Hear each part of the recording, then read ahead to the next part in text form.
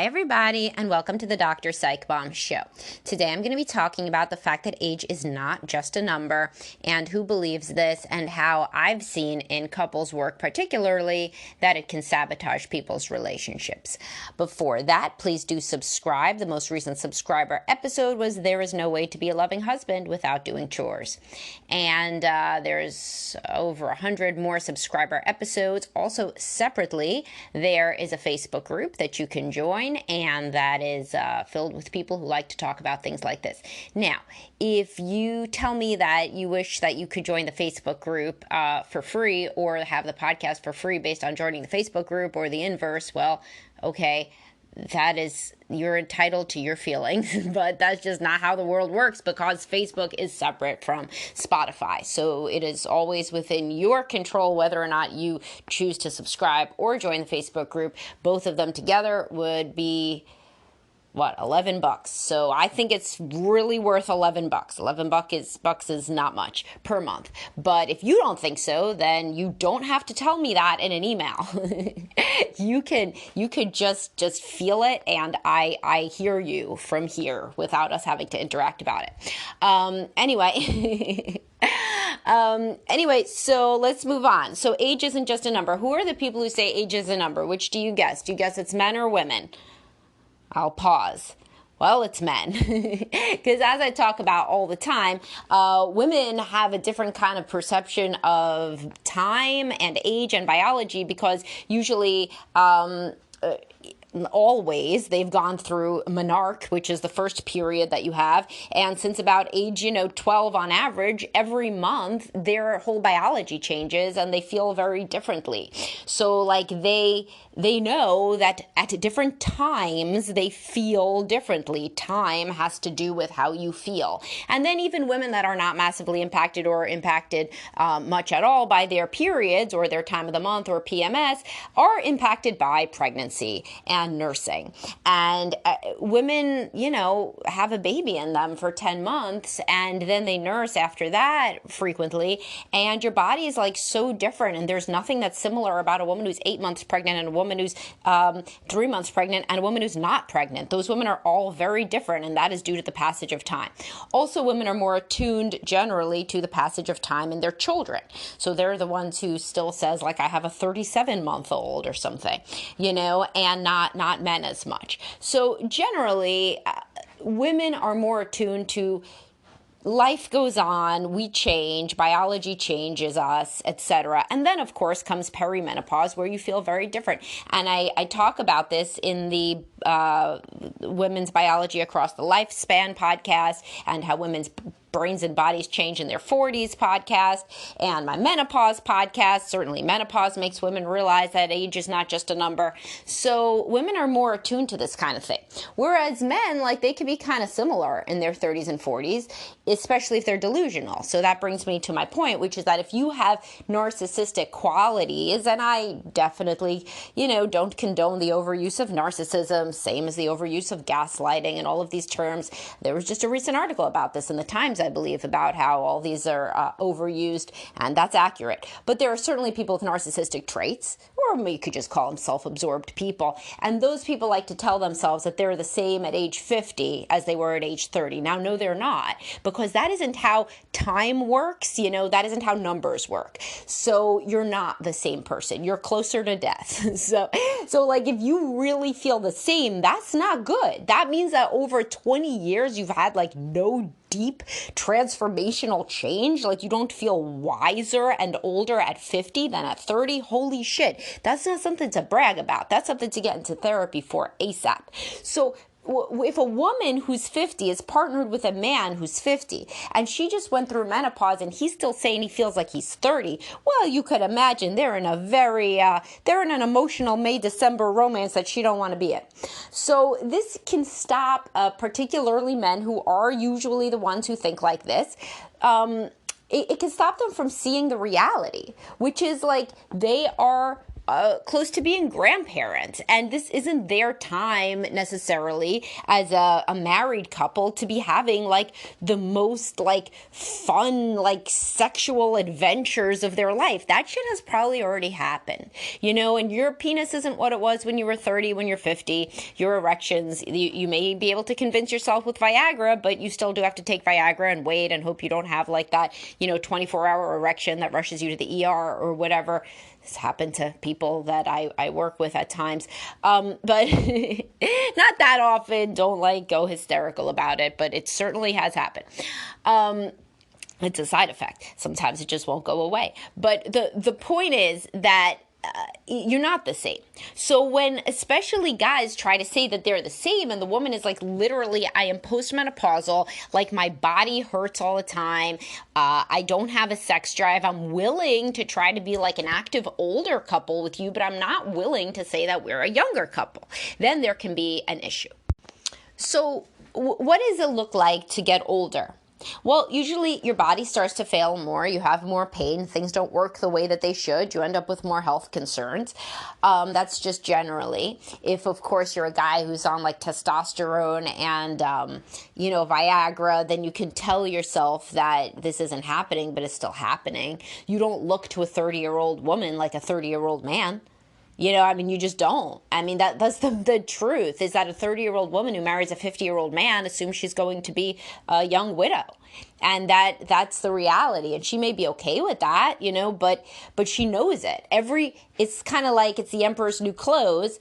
I called it I've been using the emperor's new clothes analogy a lot. I just use like the emperor's soft penis in a different podcast. I like that story, the emperor's new clothes. I frequently think about it. But the point here is there is no... Everybody else knows that you're 50 when you're 50, so it's not like you're fooling anybody. And frequently your wife is the one who thinks it's the most ridiculous that you're trying to be younger than you are, because usually it goes with like an attitude too. So there's nothing wrong with trying to exercise every day and trying to eat right and stay in good shape. Sure, great. And there's nothing wrong with trying to keep your mind sharp or to stay active. Certainly continuing to work is protective for most men versus retiring. They usually get more depressed when they retire. At least that's what happens statistically in things that I read years ago. So who knows? Maybe it's changed. Maybe now it's different. But it always used to be that men derived a lot of satisfaction and purpose from their work, and so were at risk of depression when they retired. But the point is, a lot of these guys try to be younger, actually to be younger, to sound younger, to use words that are younger, like slang that's from, their kids. And it's just totally not really... It doesn't fool anybody, and it makes them seem kind of repulsive to their wives, who they're frequently trying still to connect to, because the wife wants to say, oh, we are growing old together, and the guy doesn't want to say that, because he is he's struggling with his own real fear of mortality. And frequently I see this more honestly in men who, yes, are more self-absorbed, but also men who were late bloomers. And I have a late bloomers podcast, so they don't feel like they had enough sex when they were young, so they kind of want to either open the marriage or do poly or experiment with swinging, or just have a fuckload of sex toys with the wife, and that she's really not interested in because she's 50, and she's not feeling it anymore, in the same as she used to, neither physically nor emotionally. Is she as interested in adventure as she was when she was young? It's nobody would say this about a dog, if you went to pick up a puppy that you were buying off of Craigslist, and then you got there and the dog's 7, and the guy's no, this dog acts like a puppy, you'd be fuck you, I'm not paying for what I thought was a puppy. This is a dog, this is a dog. And you wouldn't interview the dog, you wouldn't watch the dog do some tricks and stuff. You would just say, I wanted a puppy. I wanted this dog to live for X amount of time, and I wanted it to act like a puppy. Puppies are really cute. This dog is fine, but this is a fucking dog, let's be real, friend. This is a dog. So it's the same exact thing. People know that animals act different when they're younger. I mean, it's the truth. But then so do adults, like so do humans. Like they're also supposed to act different when they're older. And when they don't, it can be like, that term uncanny valley. Like that's what it can feel like when a guy is like, 55 years old, but he's trying to act like he's 35 years old. It's like uncanny valley. Like your mind doesn't know what to make of it. And it's kind of a little bit repulsive because it seems like somebody who just cannot accept the truth and is trying to be something they're not. So it seems very fake and inauthentic. And as I discussed in my podcast, why the annoyingly satisfied husband and the wife who wants more, women really like to think that the man has a deep inner world and that he's capable of growth and evolution. And in the case where he's trying to cling to a youth that isn't there anymore, she feels like he's not very deep, like he's pretty shallow, and all he wants is to be perceived a certain way, and he doesn't see any benefits to accruing wisdom and experience of aging.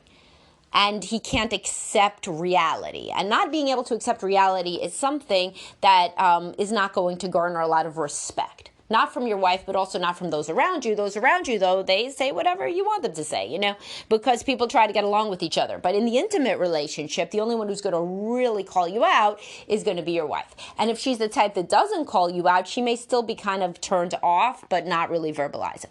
Now, there's also some women that do this. I also hear about this, by the way, interestingly, with adult children of narcissistic parents. So they say that their parents cannot basically pass the torch. They cannot accept that the adult child is now in their prime, and the parent, is now an older person.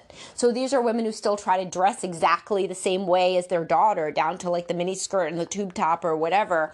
And the daughter is like, what are you doing? Like you're supposed to act like my mom. You're acting like my cool friend, but you're not my cool friend. You're like my 30 years older than me mother. And so why don't you want that role? What is it about parenting me and being like the elder and the wise person that I can turn to? What is it about that turns you off? Why don't you want to be that for me? Why instead are you clinging, to youth and to the idea that we're peers? And the same thing with men as well, when the father continues, no matter how.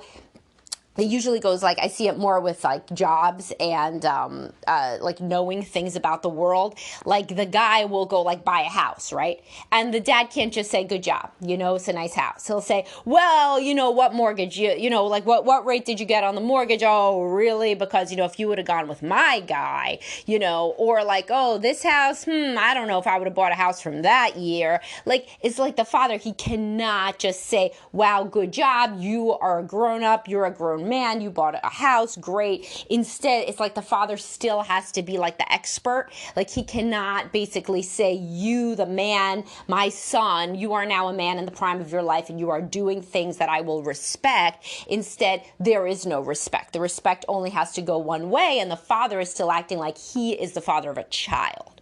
And it's like he can't get older, he can't feel irrelevant. And that really is at the core of this, is when people fear irrelevancy, then they cling to the vestiges of youth, but it doesn't really make them seem young, it just makes them seem like they can't accept time and biology. So again, if this is something that you and your partner struggle with, then there's going to have to be an acceptance here, and obviously, as in any sort of relational issue, you will want compromise. And this could be done through your own conversations. It could be done with the help of a therapist, basically, I mean, there's so many things, right? And I only have so long that I talk in these because I am just talking to myself. So it just kind of does drag on a bit sometimes. But what I really want to get to is there has to be acceptance and compromise in all relational issues. So in this case, perhaps the man could work more on accepting that he is in fact 55, not 35, in whatever ways that makes the wife feel like he's kind of a partner to her instead of somebody who's still clinging to something that isn't real. And she could try to get outside her comfort zone more and engage in more adventure or play to the degree that she has. Now remember, a dog who's 12 years old doesn't gamble and play around in the meadow like a puppy. It just doesn't. So if you are wanting your your 55-year-old wife to say, oh, hey, I know what's fun. Like, why don't we just sleep at the beach tonight? We'll just put up a tent and we'll just pretend that, we didn't tell our daughter that we're going to take her out driving tomorrow, because she's 16 fucking years old and we still have all the kids in the house and I don't sleep on the sand because I'm older and my back hurts. As long as you're not thinking that she's supposed to act like a, 20-year-old girl that's just excited by being alive, because she's not that excited about being alive. She's used to being alive. That doesn't mean she can't be happy or joyful, but it means she's not going to act like a 20-year-old girl, because she shouldn't act like a 20-year-old girl, because she's not. Because her daughter in this hypothetical is 16, which is real close to 20, and that's who should be acting like a 16 or 20-year-old girl, is the actual girl who it is. Now but if you feel that you are trying to cling to youth because there is absolutely no joy or adventure or fun in your life at all, then that would be something, and of course that's not only why, because you cannot blame your desire to cling to youth just solely based on your wife being joyless or whatever, because that's not real. There's also a big part which is you, which I tried to establish fairly consistently in the earlier portion of this podcast episode. But it can contribute that a joylessness in your spouse would make you cling more to the idea of fun and adventure. In that case, maybe try to work on that in couples counseling and talk about ways that you can play and have adventure and fun in your life that your wife feels may be age appropriate, such as travel, such as learning new things, such as new things in the bedroom that aren't going to wreck her body or involve, 5 other people in the room, or whatever the case may be, right? So I talk about this whole idea in my podcast about female hormones and who takes hormone replacement therapy and who doesn't. And since I recorded that, there was a lot of stuff in the Times and different articles about all the benefits of HRT, hormone replacement therapy, that are not told to women. And again, if you're a woman, you want to replace your hormones and figure out how to feel better, great, awesome. Obviously I'm a big proponent of trying anything, and I talk about that a lot with depression. Basically, fucking try anything that you can if you have treatment-resistant depression or any depression, meds, exercise, yoga, whatever the hell you want to try, right? Try anything. So same with hormones, but there's many women that feel fine as they get older. They are just accepting being older, and they are welcoming this stage of life, and they want to be present for it and feel it. And that's not bad either. In fact, that's pretty emotionally healthy. To accept aging is pretty emotionally healthy. If it gets down the road of being completely joyless and acting older than you are, like you have one foot in the grave when you're 50 years old, that too is pathological. But the goal is to really accept where you are in life. That's kind of the goal of therapy. And so to be living your best life, but not a fake life, not thinking that you're something you're not, and not thinking that just the power of your mind is going to take 20 years off your body. That is not what we would consider somebody who is good at acceptance. And acceptance is a massive part of mental health. There's entire modalities of psychotherapy that are based around the idea of acceptance, such as acceptance and commitment therapy. And it's also super big in DBT, dialectical behavior therapy. So it's massive. So anyway, I hope that this was something that made you think. I hope that all of these podcasts are something that make you think. And I will talk to you guys all soon. Bye-bye.